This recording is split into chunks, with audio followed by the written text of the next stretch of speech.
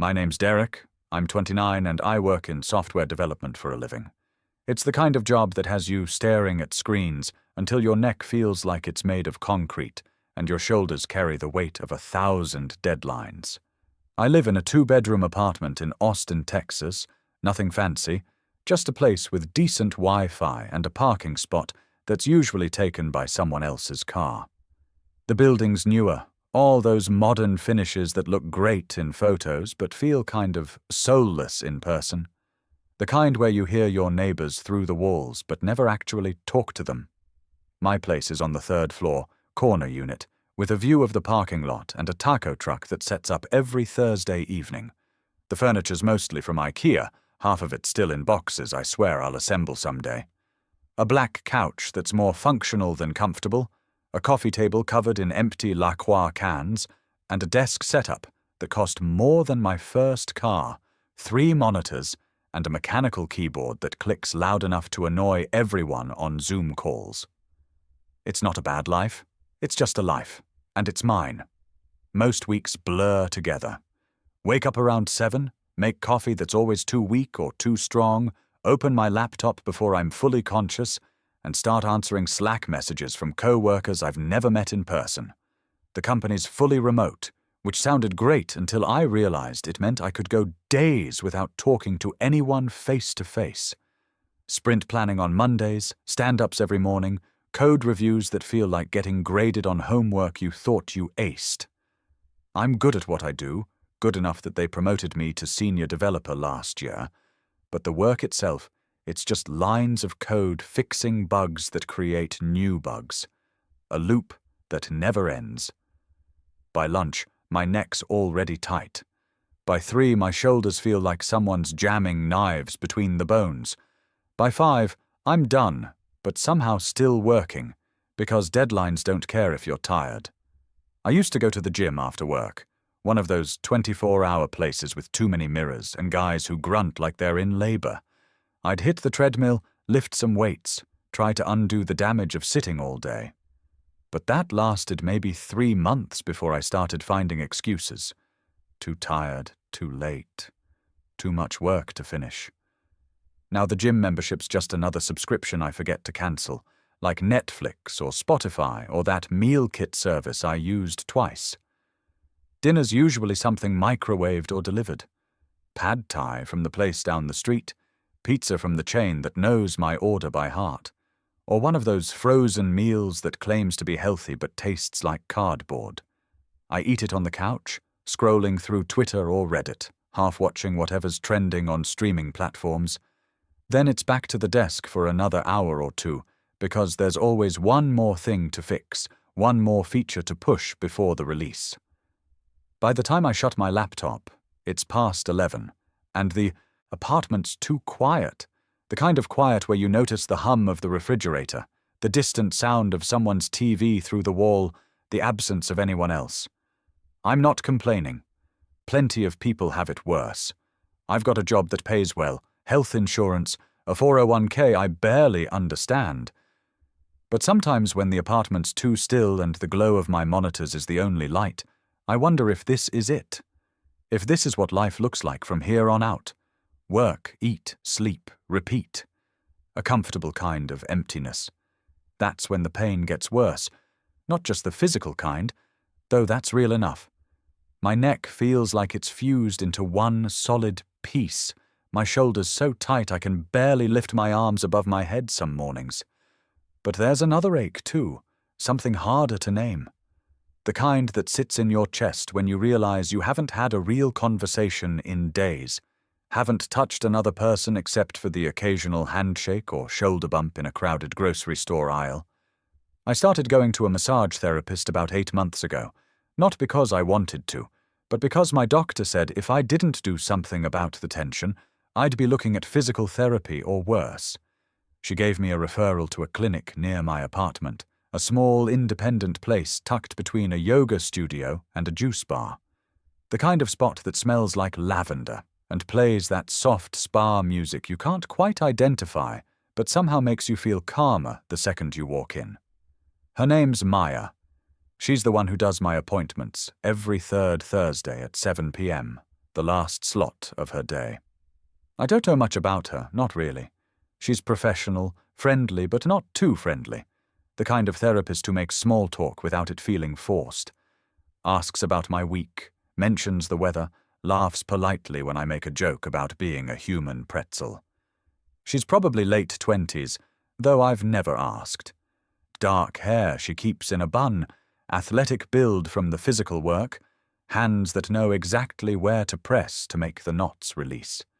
Kind eyes, the type that make you feel like she actually cares, even if it's just part of the job.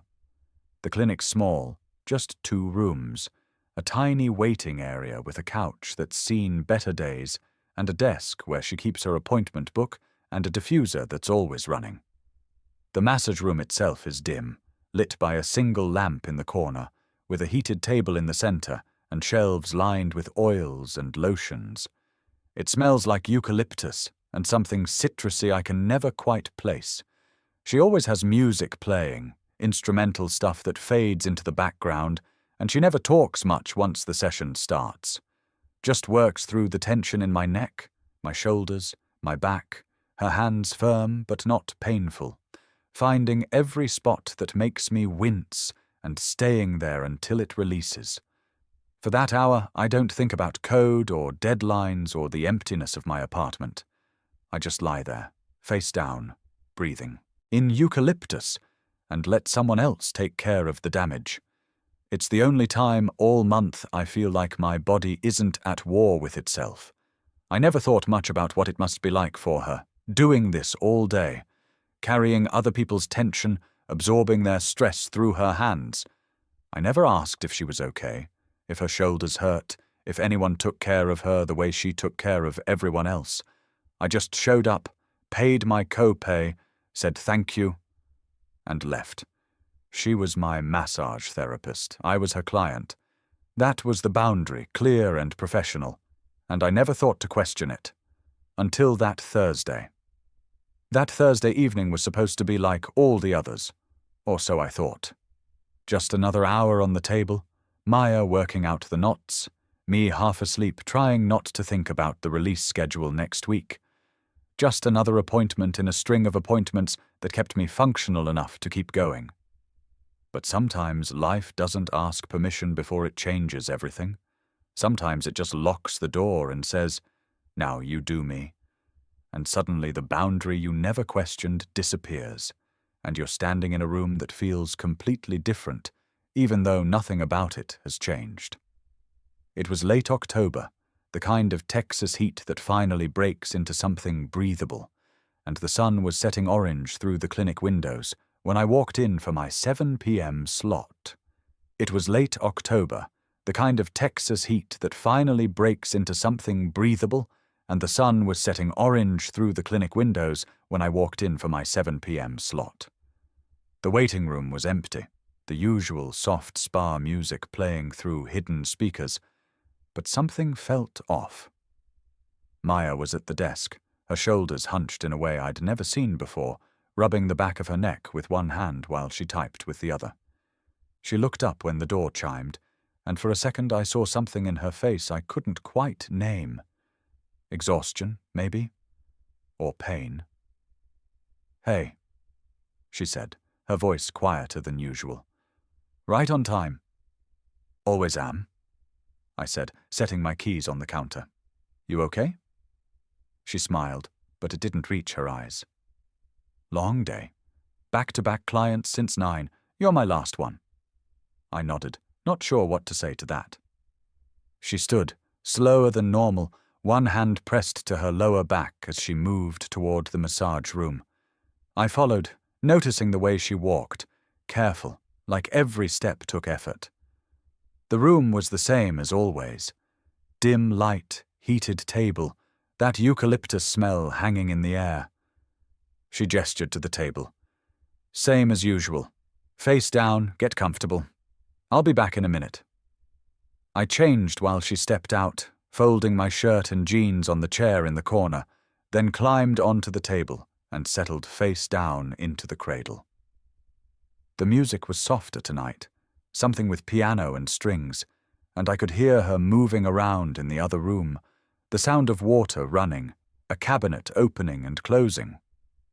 When she came back, her hands were warm with oil, but they weren't as steady as they usually were. She pressed into my shoulders, finding the knots I'd built up over the week, but there was a hesitation in her touch, like she was working through her own pain to get to mine. "Rough week?" she asked, her voice strained. "Same as every week," I said into the face cradle. "Deadlines, bugs, more deadlines. You?" She was quiet for a moment, her hands working down my spine. "Yeah, rough week." I wanted to ask more, but the boundary was still there, the professional distance we'd always maintained. She was my therapist. I was her client. We didn't cross that line, so I just lay there, letting her work, feeling the tension in her hands as much as the release in my muscles. Halfway through the session, she paused. I felt her step back, heard her exhale, long and shaky. "Sorry," she said. "Just need a second." I turned my head to look at her. She was rubbing her shoulder, her face tight with pain. "You sure you're okay?" "I'm fine," she said quickly. But she wasn't. I could see it in the way she held herself, the way her fingers dug into her own muscles like she was trying to knead out something that wouldn't release.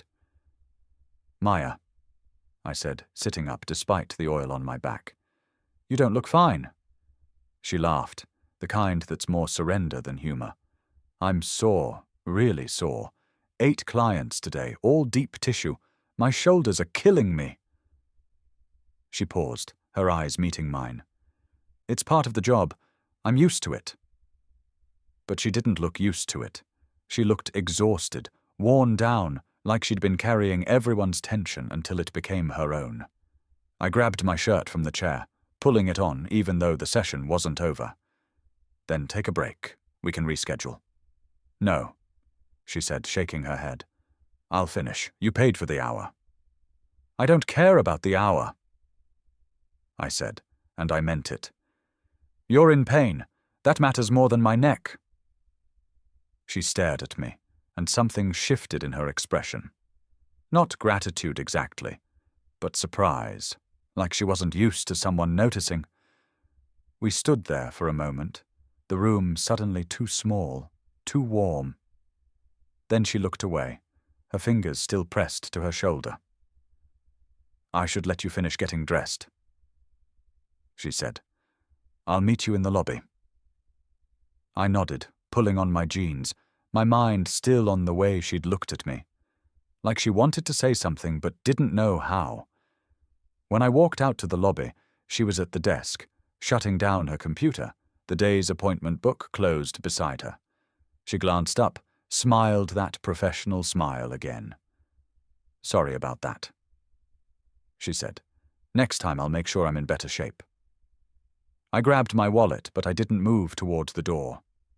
"Maya, when's the last time someone worked on you?" She blinked, caught off guard. "What? When's the last time you got a massage? From someone who knows what they're doing?" She laughed again, softer this time. "I don't know. Months? There's a therapist I trade with sometimes, but she moved to Dallas in August. Haven't found anyone else." I stood there, my keys in one hand, watching her rub her neck again.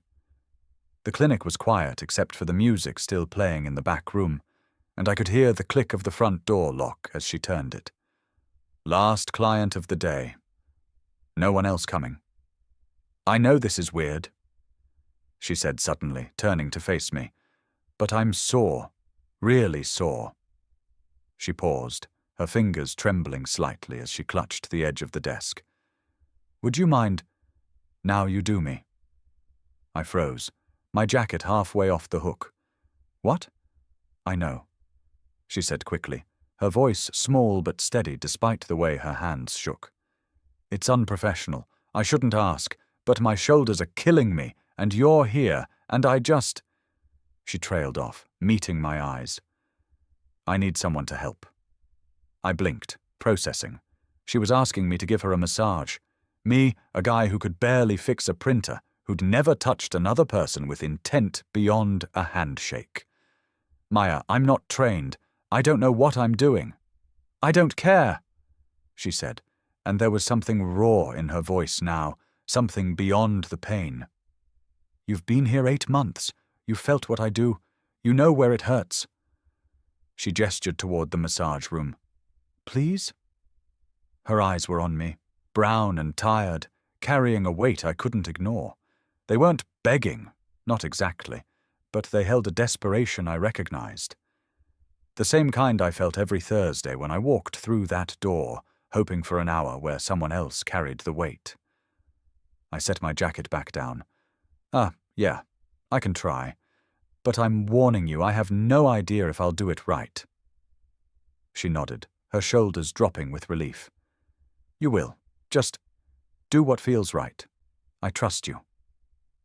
She walked past me into the massage room, and I followed, my heart beating faster than it should. She climbed onto the table, still in her work clothes, athletic leggings, and a fitted tank top, and lay face down. I stood there for a second, hands uncertain, staring at the knots visible even through her shirt along her shoulders, the way her spine curved with tension. "Just start," she said softly, her voice muffled by the face cradle. "Anywhere." I pressed my hands to her shoulders, feeling the heat of her skin through the fabric, the tight bands of muscle underneath. She exhaled, long and slow, and I felt something shift in the room. Not the professional distance we'd maintained for 8 months, but something closer. Something real. I started slow, my fingers finding the knots the way I'd felt her do 100 times, pressing in gently, then harder when she didn't flinch. She sighed, the sound somewhere between relief and surrender, and I kept going, working through the tension in her shoulders, down her spine, across her lower back. Her body relaxed under my hands, inch by inch, and I lost track of time. Could have been 10 minutes, could have been 30. All I knew was the warmth of her skin, the way she breathed deeper with each pass, the quiet sound of the music still playing from the speakers. When I finished, she didn't move right away, just lay there, breathing, her body softer than it had been when she climbed on. Then she sat up slowly, turning to face me. Her hair had come loose from the bun, falling around her face, and her eyes were wet. "Thank you," she said, her voice barely above a whisper. "I mean it. Thank you." I shrugged, trying to play it off. "I probably did it all wrong." "You didn't," she said, wiping at her eyes with the back of her hand. "You did it perfectly." She paused, pulling her hair back, and for the first time since I'd known her, she looked vulnerable. Not the composed therapist who knew exactly what to say, but someone who'd been holding it together too long. "Can I tell you something?" "Yeah. I've been doing this for 6 years," she said, her voice quiet but steady. "And no one's ever asked if I was okay. No one's ever noticed I was in pain." She met my eyes. "You did." I didn't know what to say to that, so I didn't try. I just stood there, the massage table between us, feeling the air shift into something I didn't have words for. She slid off the table, standing close enough that I could smell the eucalyptus oil still on her skin. "I know this is crossing a line. Client, therapist, all that. But what if we did this? Like a trade? You come after hours, we help each other. No money, no appointments, just this." I stared at her, caught between wanting to say yes and knowing I should probably think about it longer. But the way she looked at me, hopeful and uncertain, made the decision easy. "Yeah," I said. "Okay. Once a week?" She smiled, a real smile this time, and nodded. "Once a week." When I left that night, the clinic door unlocking behind me with a soft click, the street felt different. The orange glow of the streetlights, the sound of the taco truck packing up for the night, the weight of my keys in my hand. Everything the same, but somehow not. She walked me to the door, still rubbing her shoulder, but softer now, like the pain had finally eased. "Same time next week?" she asked. I nodded. "Yeah, same time." The next Thursday, I showed up at 7 p.m., and this time, I wasn't just a client anymore.